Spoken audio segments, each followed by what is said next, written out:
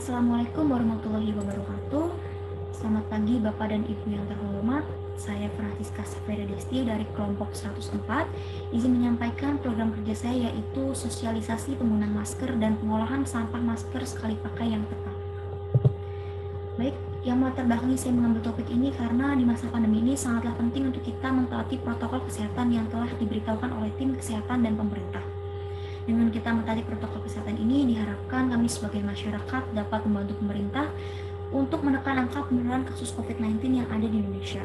Nah, tertanggal 11 Februari 2021, CDC telah mengeluarkan aturan terkait penggunaan masker ganda untuk dijadikan sebagai protokol kesehatan yang ketat agar nantinya dapat terhindar dari penyebaran virus dengan varian baru.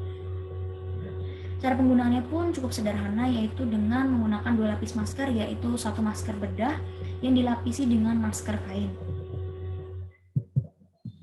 Nah, sebelumnya itu saya juga mengangkat pengolahan masker karena meninjau dengan banyaknya di berita kasus-kasus bahwa masih adanya oknum-oknum yang kurang bertanggung jawab dengan memanfaatkan masker sekali pakai ini untuk diolah kembali dan nantinya akan diperjualbelikan kembali.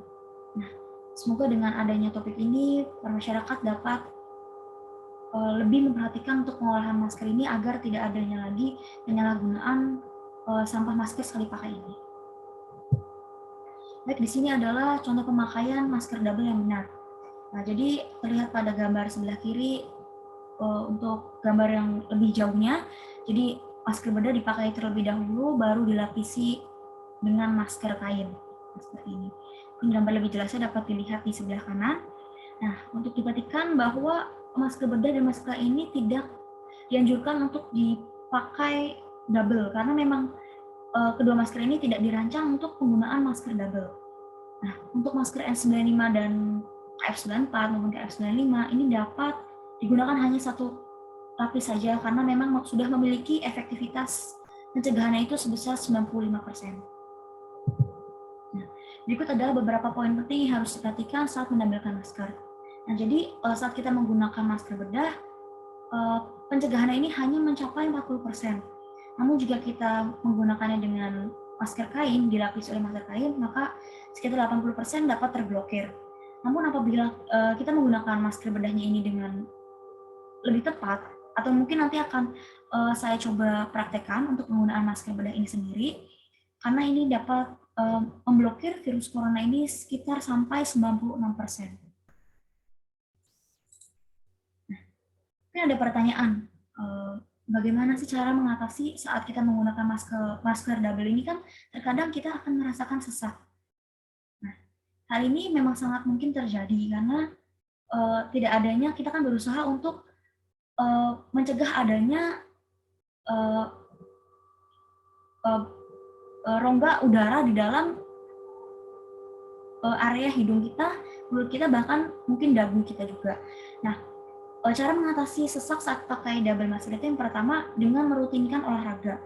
Karena saat kita olahraga teratur, kita akan secara otomatis kita akan meningkatkan kekuatan dan fungsi otot kita, di mana otot-otot ini akan membutuhkan lebih sedikit oksigen untuk bergerak, sehingga akan menghasilkan lebih sedikit karbon dioksida.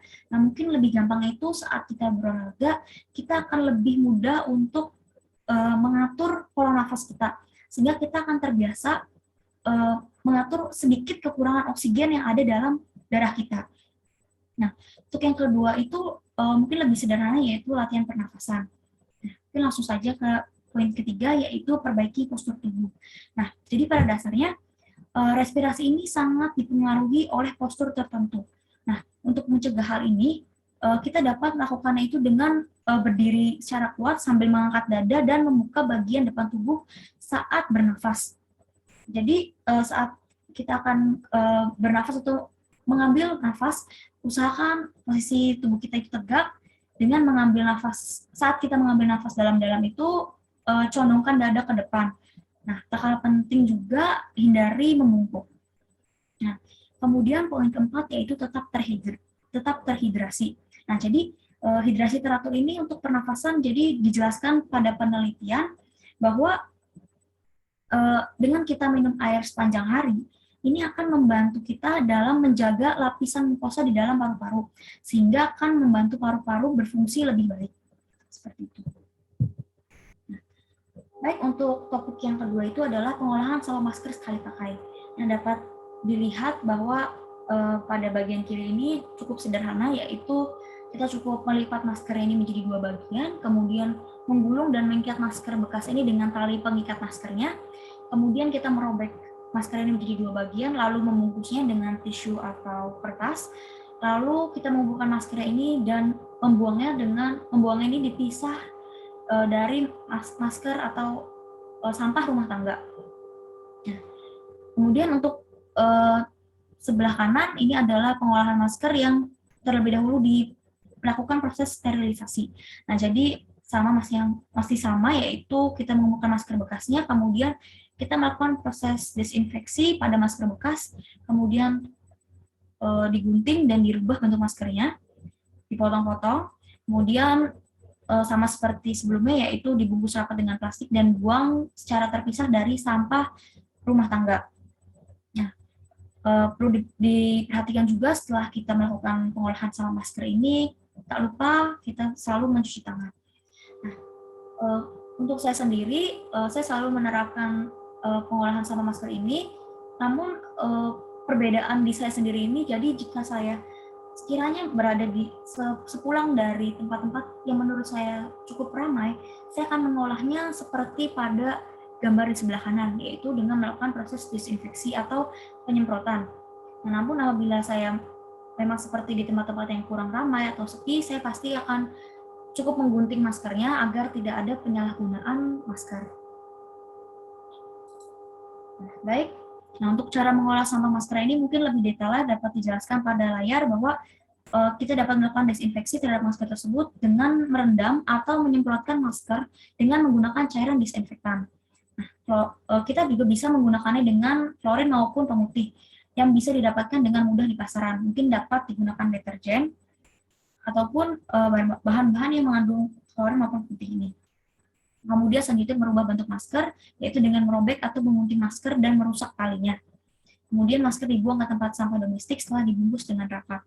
Dan jangan lupa cuci tangan setelah melakukan pengelolaan sampah masker.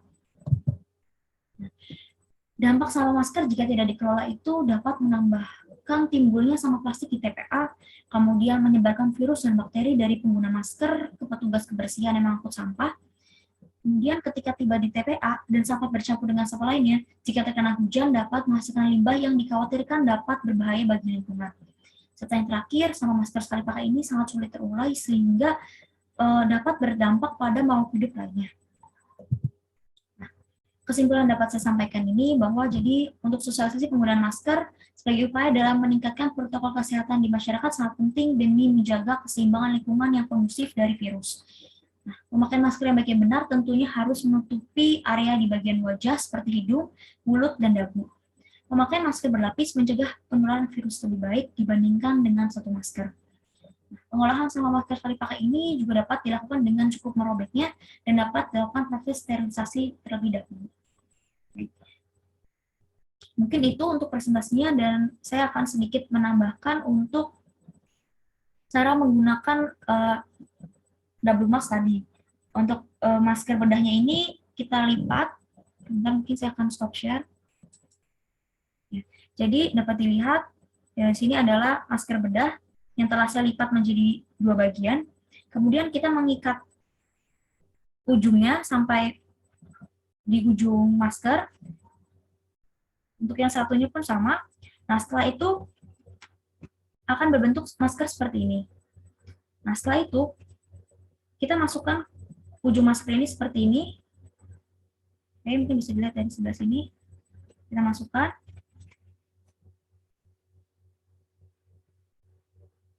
Dan seperti ini. Kemudian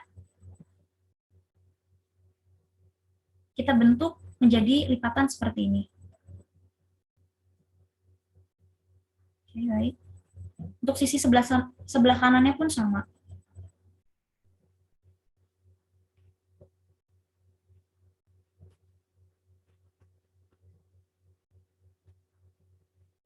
Ya, baik. Masker ini akan terlihat seperti ini. Dan jika dipakai, mungkin saya akan mencontohkan pemakaiannya. Pastikan tidak ada rongga di bagian atas hidung, samping maupun dagu. Nah, setelah itu baru kita lapisi dengan masker kain.